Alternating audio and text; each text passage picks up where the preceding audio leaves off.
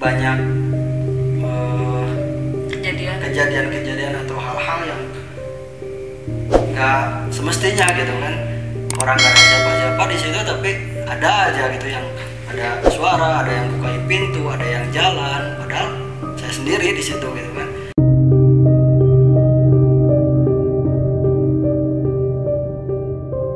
Halo, selamat pagi, siang, sore, dan malam sahabat yang bercerita. Welcome back to our channel. Ketemu lagi dengan saya Indra Deva dalam channel YouTube kesayangan kita yang bercerita, di mana kita selalu menghadirkan kisah-kisah dari para narasumber yang memiliki pengalaman gaib dan spiritual. Dalam kesempatan kali ini saya kehadiran salah satu narasumber. Beliau adalah seorang pengusaha yang mana akan menceritakan kisahnya sama kita semua tentang pengalamannya bekerja di sebuah villa di Cimuleuit di Kota Bandung. Villa itu paling lama sekitar 2 bulan. Orang yang bekerja tidak ada yang lebih lama daripada Kang Iweng. Welcome Kang Iweng. Kang Iweng ini adalah salah satu ketua dari sebuah komunitas di Kota Bandung, ya? Ketua komunitas PEP. Komunitas vape di Kota Bandung. Komunitasnya namanya VBS, Vapers Baraya Sabilulungan, yang lokasinya di Bandung Selatan. Yeay. Mangga Kang Iweng, silakan langsung diperkenalkan sama sahabat yang bercerita. Halo semuanya, nama saya Iweng, dikenal juga dengan Bang Iweng atau Iweng Bangor. Saya Aktivitas saya itu sekarang dikasih mandat oleh salah satu pendiri di PBS. Saya menjabat jadi ketua di Vapers Baraya Sabilulungan, dan saya juga punya usaha kecil di bidang vape, yaitu saya punya vape store juga, dan mungkin selebihnya mah saya dijual beli motor. Vape store-nya boleh diceritakan apa vape store-nya namanya? Nama vape store saya Imah Vapor, yang lokasinya ada di daerah Kopo. Imah Vapor, semoga sukses selalu ya Kang Iweng ya. Tadi katanya jual beli motor itu udah lama bisnisnya? Kalau jual beli motor mah udah lama banget, dari 2010-an. 2010. Cuma itu tuh belang betong. Belang betong tuh artinya, gimana nanti translator aja nanti ya, belang betong tuh apa artinya? Ya, gak apa-apa kan, campur Nggak apa-apa, santuy aja. Ada translator kok nanti. Orang Sunda. Iya, jadi sahabat yang bercerita, kenapa pada malam ini saya mengundang Kang Iweng untuk menjadi narasumber. Jadi pengalamannya cukup unik karena pada saat itu tahun berapa ya? Sekitar 2014 kalau nggak salah. Sekitar 2014 Kang Iweng bekerja di salah satu villa di daerah Cimuleuit ya, daerah atas Cimuleuit itu. Salah satu villa di daerah Cimuleuit Kota Bandung. Jadi di villa itu pegawai yang terlama bekerja di situ adalah Kang Iweng, yaitu posisinya sekitar 2 bulan setengah ya. 2 bulan 2 minggu. 2 bulan setengah itu adalah pegawai yang paling lama, yang diacungin jempol sama pegawai-pegawai lainnya. Terutama ya sama yang tukang warung itu. Sama tukang warung. Jadi uniknya kenapa? Karena semua pegawai yang pernah bekerja di villa ini tidak ada yang pernah menceritakan kisahnya.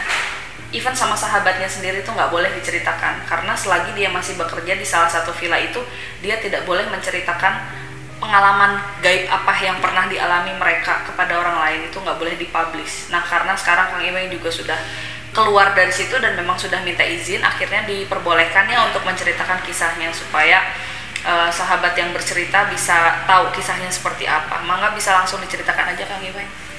Awal mulanya. Awal mula bekerja. Ya, awal mula mah dulu kenapa saya pilih kerjaan itu? Karena emang saya nggak bekerja sama sekali gitu, penganggurnya lama banget gitu kan, cuman jual belinya gitu, jadi serabutan gitu kan. Akhirnya memutuskan, ada teman nawarin kerja jagain villa, ya udah kan saya kerja aja gitu kan. Seminggu 2 minggu mah nggak ada masalah, aman-aman aja, cuman jenuh gitu kan, jagain villa, rumah kosong yang nggak ada penghuninya, sendirian gitu. Akhirnya saya gimana sih biar ada kegiatan gitu kan di kerja di situ itu, makanya saya beres-beres sampai potong rumput ataupun bersihin apa aja yang bisa, yang penting nggak diem gitu kan. Akhirnya pas setelah 1 bulan kemudian, mulailah dari sana di villa itu banyak kejadian atau hal-hal yang nggak semestinya gitu kan. Orang nggak ada siapa-siapa di situ, tapi ada aja gitu yang ada suara, ada yang bukain pintu, ada yang jalan, padahal saya sendiri di situ gitu kan. Akhirnya saya pas malam-malamnya saya ngajakin teman gitu kan, istilahnya mondok yuk, baturan gitu kan. Akhirnya sama teman saya kuat 2 hari, dia juga ya gitu langsung ada gitu kan, dia ngerasain yang hal-hal aneh gitu kan. Biasanya kan cuek dah, suara atau gimana gitunya, biarin aja katanya itu. Akhirnya teman saya pulang, saya lanjut 1,5 bulan. 1,5 bulan itu saya banyak suara yang semakin gak jelas gitu kan. Sampai saya itu orang-orang katanya nggak ada yang berani masuk ke dalam. Jadi jaga di villa itu cuman di depan, udah di depan aja dia. Jadi kalau ngontrol pun cuman dilihat, center kalau malam, kalau siang bukain pintu, tutup kembali, udah seperti itu. Kalau saya penasaran gitu, takut gitu kan, soalnya tanggung jawab kan, makanya saya keliling sampai masuk ke ruangan sini, masuk ke ruangan sana, meskipun dengan jalan yang agak cepat ya, udah takut gitu kan. Akhirnya saya kolebatan jatuh teh. Sekilas gitu teh, udah be aja gitu kan, jalan kembali sampai ke lantai 1, lantai 2, terus kan ada lantai bawah tanah juga. Jadi itu berapa lantai villanya? 3 lantai itu sama bawah cuman 2 gitu. Padahal itu 3 tingkat itu ada di bawah gitu, kolam renang juga di bawah. Sampai akhirnya saya masuk ke sana, sampai ke atas, agak gimana gitu. Pas saya keluar kan kacanya tuh gelap, pas saya diem di luar tuh kayak yang ada yang bukain gitu kan, ngeliatin gitu. Saya lihat nggak ada, udah keluar, pergi lagi ke tempat lain gitu kan. Sampai akhirnya ada tukang kebun yang emang tukang kebun itu melarang gitu kan, melarang jangan sampai si bunga, ada bunga di situ, nggak boleh diganggu gitu kan. Sedangkan saya kan kalau ngehalangin jalan gak enak juga gitu kan, takutnya saya nanti ada bos datang kok nggak dirawat gitu, meskipun ada tukang kebunnya. Cuman ya saya masa sih cuma jaga tuh diam gitu kan. Akhirnya nggak boleh kata saya, sama saya nggak dihiraukan. Sampai akhirnya belum diberesin sama saya tuh, cuman beres-beres biasa. Besoknya saya jaga kembali, saya diam di tempat satpam. Ada pos satpam di depannya tuh, pos satpam. Nggak ada yang diam di situ, udah termasuk kumuh juga gitu kan. Akhirnya saya masuk ke satpam itu, dan di sana itu hawanya tuh berbeda gitu. Kok gini katanya? Pokoknya gak enak weh. Dan saya kalau misalkan jaga malam kan diamnya di depan garasi. Kenapa saya diam garasi? Soalnya di depannya kan pagar, jadi langsung kelihatan. Kalau misalkan, soalnya disebut takut sih kalau diam di pos satpam itu. Kayaknya saya diamnya di garasi biar kelihatan langsung ke jalan gitu kan. Sampai akhirnya itu yang pesan dari tukang kebun ya, nggak boleh gangguin tanaman itu, satu tanaman itu. Yang keduanya dari satpam yang penjaga rumah yang satunya, yang emang kepercayaan si bosnya gitu kan, nggak boleh mindahin kursi yang ada di depan dekat garasi itu gitu, nggak boleh gitu. Sampai akhirnya saya udah 1,5 bulan, yaitu mau 2 bulan saya beresin tanaman gitu kan, beresin tanaman, sama saya dipotong. Itu tuh bentuknya tanaman bunga Di pot atau di tanah? Di pohon disimpan. Oh. Jadi pohon disimpan pakai pot. Ada bunga. Ada bunganya. Apa? Kenapa katanya itu nggak boleh? Itu kesayangan ibu. Nggak bilang ibu siapa? Pikiran saya ibunya ya majikan saya gitu Ibu kan. bos. Ibu bos gitu kan. Tapi waktu ibu bos datang ke sana itu nggak pesan apa-apa, cuman ngontrol doang. Soalnya kalau misalkan bos saya itu dulu ke sana itu nggak sampai setengah jam, cuman masuk ngelilingin rumah pulang.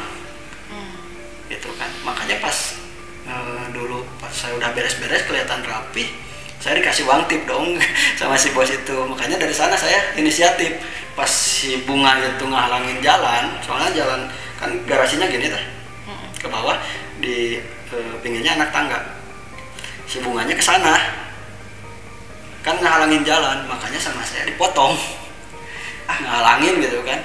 Pertama sama saya disimpan di itu, cuman sama angin atau gimana ke sana lagi. Udah aja dipotong sama pakai gunting rumput gitu kan, potong aja spread.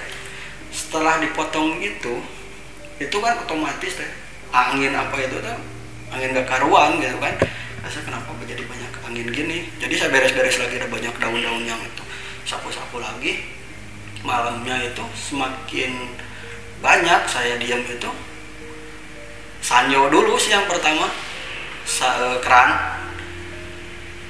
nyala, saya kan gak ada orang, saya tuh ke di bawah itu, centeh nanti nambahan pegawai centeh, nambahin kerjaan aja. Nambahin kerjaan gitu kan, turun lah saya.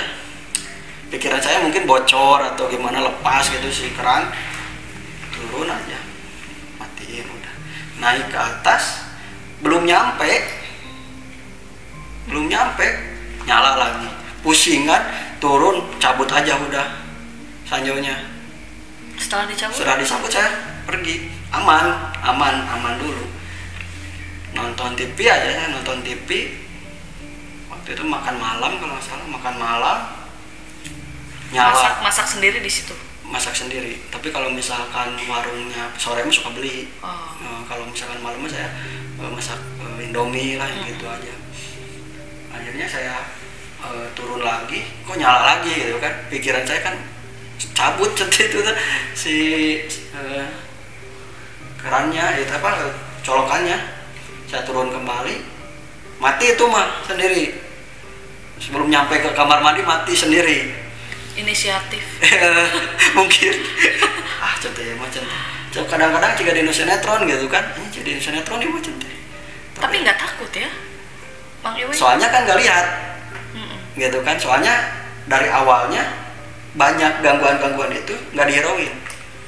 Ibu saya kalau ada apa-apa makhluk seperti itu jangan sampai takut.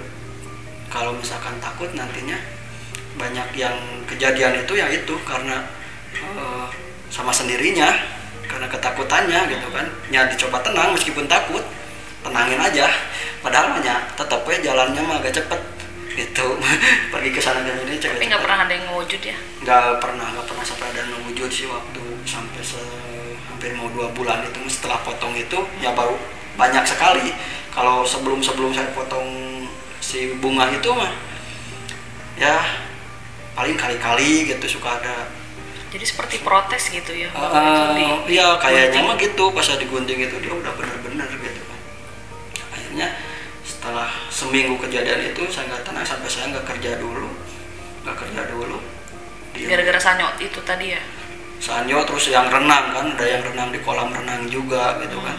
Tapi nggak ada orangnya gitu kan. Sampai saya buka, mungkin air dari kolamnya itu nyala sampai airnya bergejolak gitu kan. Sama saya dibuka ya ular gitu kan. Saya nggak. Pernah nemu ular? Di bawah. Tapi ya kan tempat kolam renang itu ada tempat mesin-mesinnya. Iya. Saya bukain, pokoknya saya ular gitu kan. Ular apa? Ular kuning yang kayak gitu teh.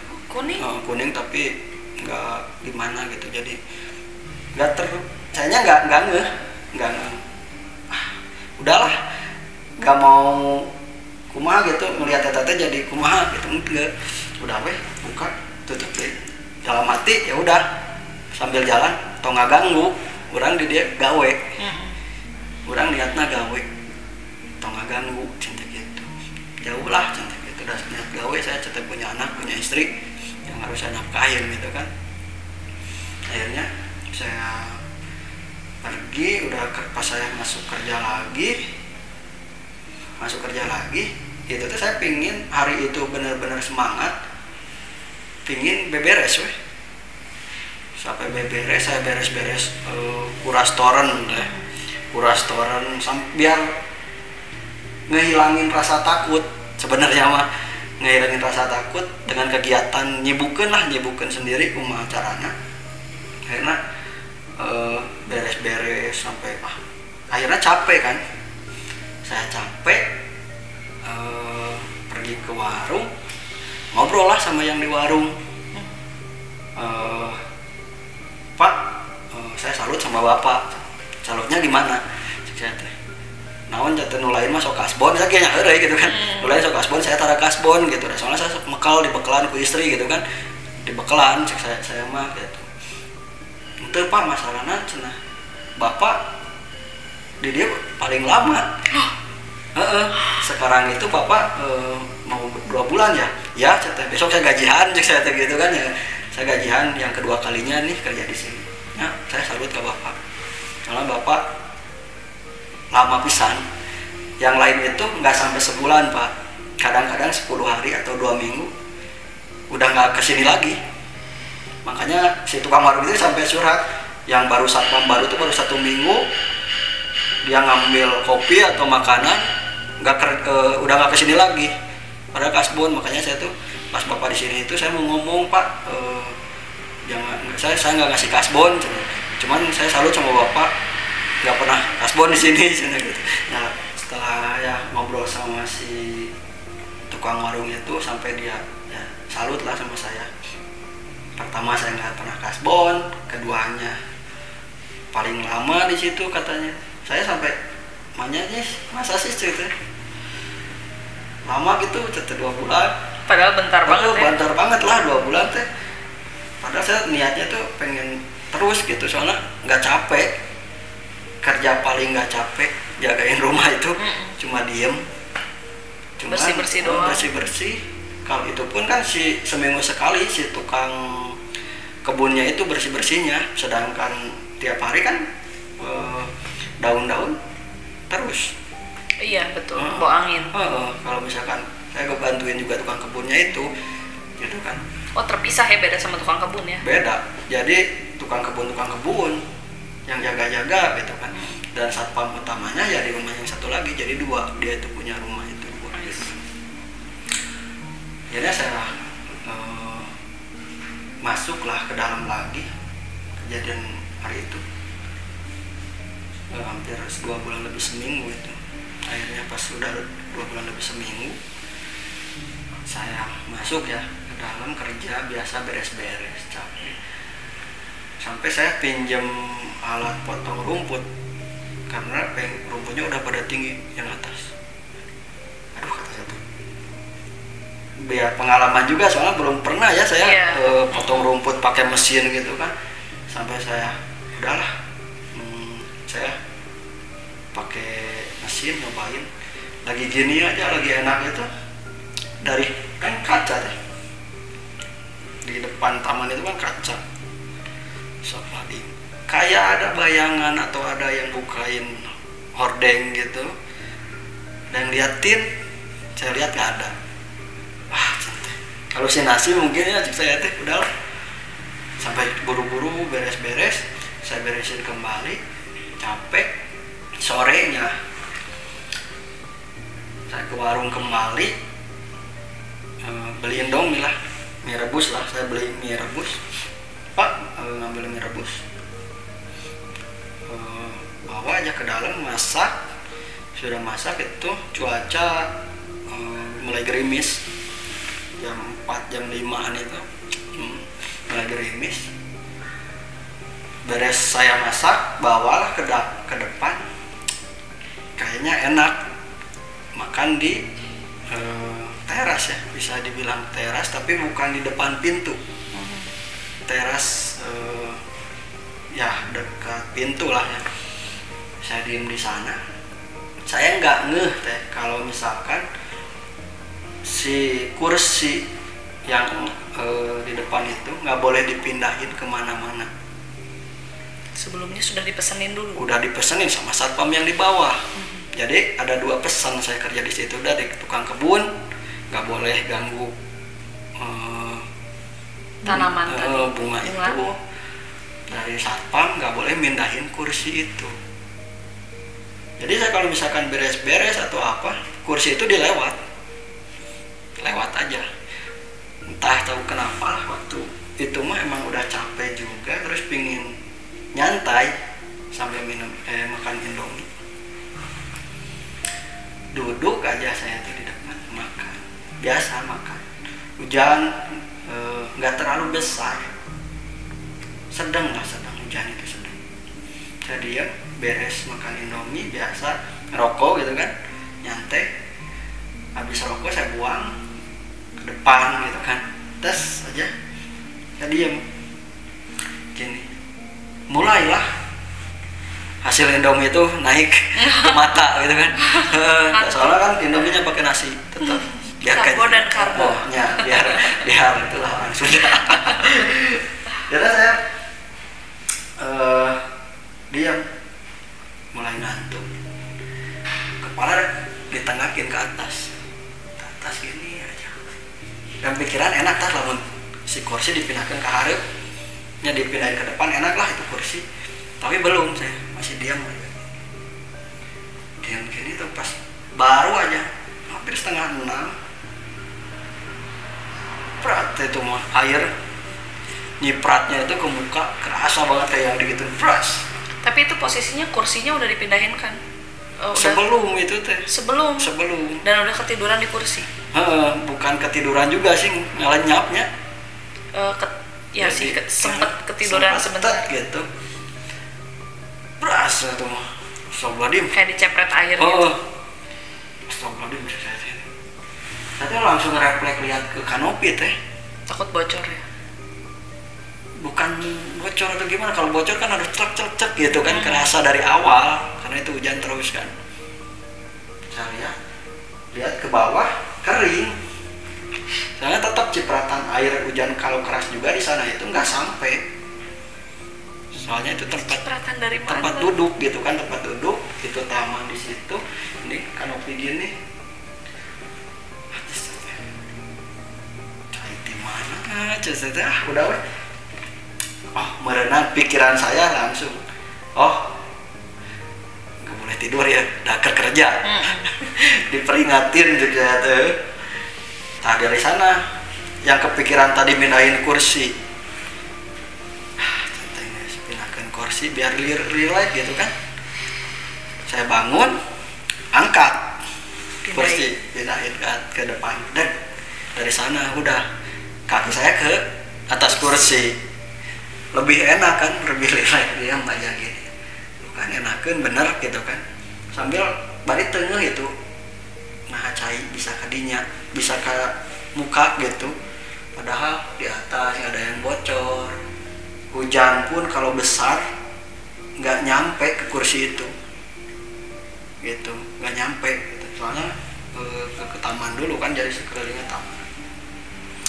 Akhirnya diem aja. Udah nyantai gitu, ngawulang tehnya, diam tar menu nge. Ini aja lagi gini, jelas banget itu pintu terbuka, pintu utama itu terbukanya tuh asa saya ngelihat gini tuh, beda sama kalau misalkan gini buka gitu. Jadi kayak yang saya lihat gini, pintu terbuka. Kenapa pintu terbuka? Kenapa gitu kan, pintu terbuka.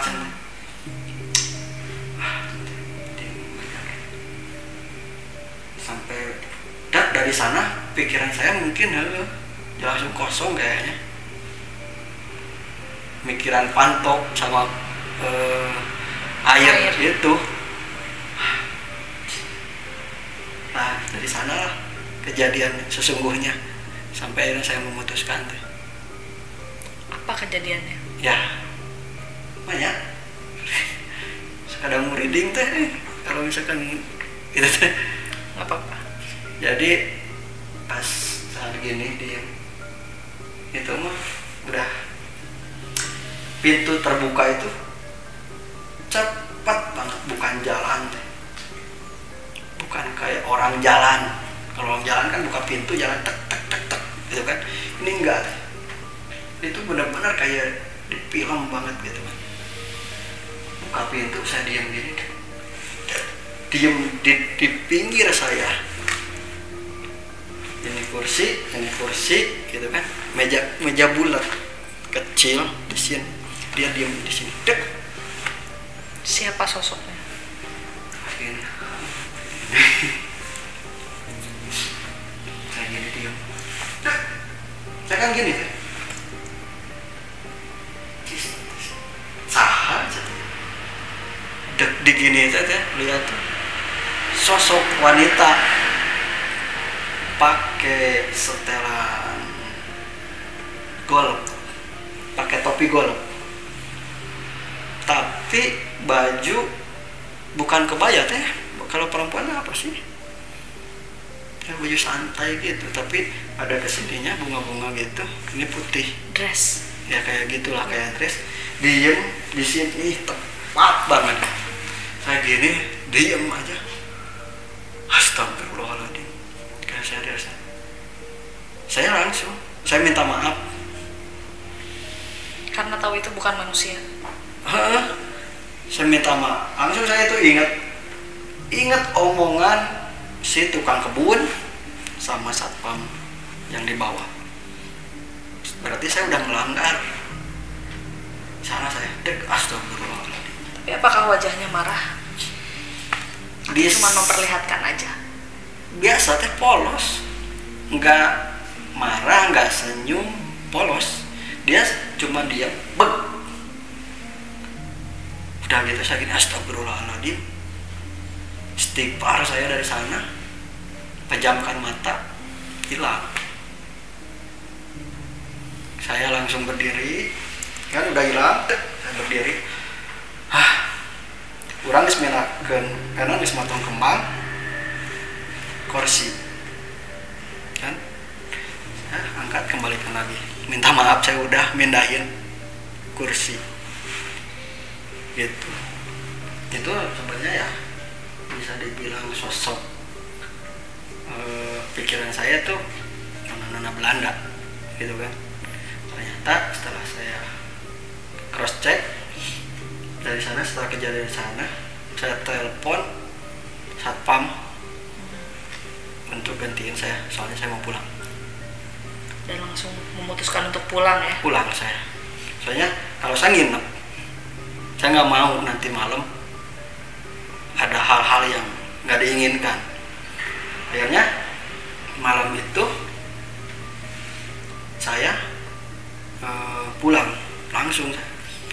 Besoknya pagi-pagi saya kembali lagi, tapi nggak ke rumah ini, ke rumah yang satu lagi.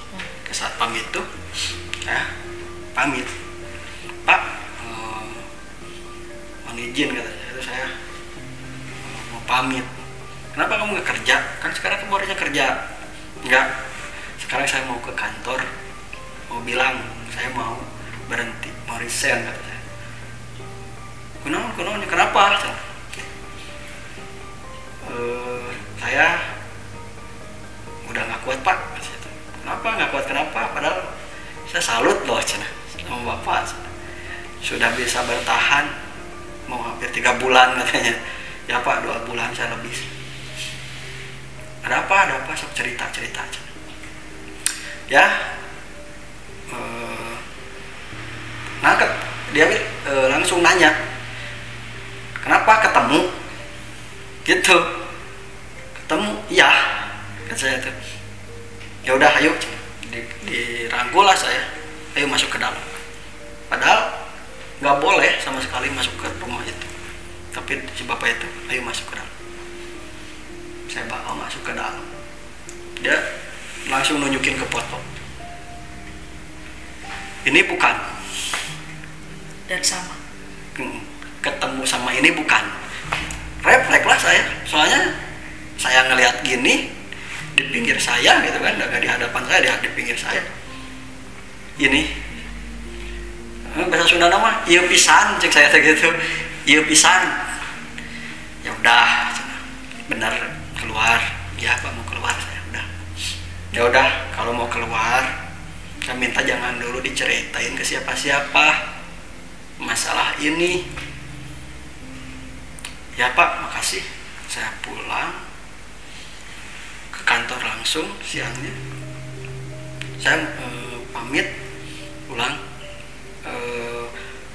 Izin saya mau keluar kata saya. Saya udah nggak tahan. Si amaknya teh marah saya tuh ke orang yang masukin saya itu.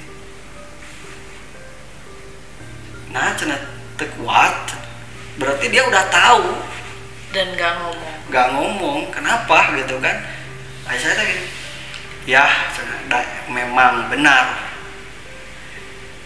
cuman tadinya saya itu bulan depan saya mau naikin gaji kamu, tapi itu mau balik lagi enggak saya bukan nggak perlu kerja, tapi saya udah enggak. Sebenarnya kenapa saya kamu jaga di sana, nggak jadiin satpam yang benar-benar satpam di sana gitu. Soalnya kalau di sana ada satpam, dia itu marahnya ke satpam. Gitu. Kalau kamu tahu dulu itu pas eksekusi pisaunya masih nancap di sini katanya. Dan dibunuhnya ya sama satpam. Yang punya rumah itu dibunuhnya sama satpam. Sampai pas ada polisi ke sana itu diremukin, pisaunya masih tertancap di leher dan terekam CCTV pas dibawa ke kamar yang di depan. Pantesan ketika saya lewat ke depan atau misalnya saya lagi beres-beres ke depan, yang kata saya tadi suka ada yang liatin itu teh, berarti bener ada yang lihat. Cuma sayanya nggak bisa lihat gitu kan, ternyata ada yang itu.